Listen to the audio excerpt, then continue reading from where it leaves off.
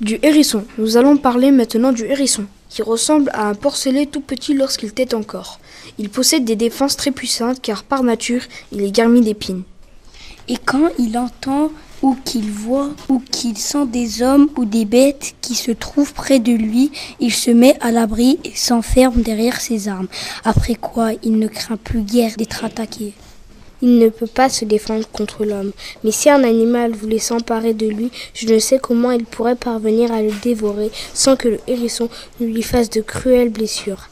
Le hérisson, qui a son gîte dans les bois et dans les buissons, est très avisé, il se comporte d'une manière très habile quand il est en quête de nourriture. À petits pas, il se rend dans une vigne dont les raisins sans mûr.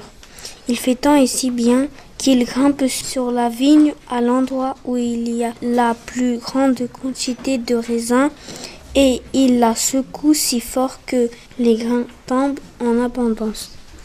Quand ces grains jonchent le sol, le hérisson redescend et il se roule sur eux en se mettant sur le dos en tous sens, de telle sorte que ces raisins viennent se ficher sur les piquants qui sont très fins.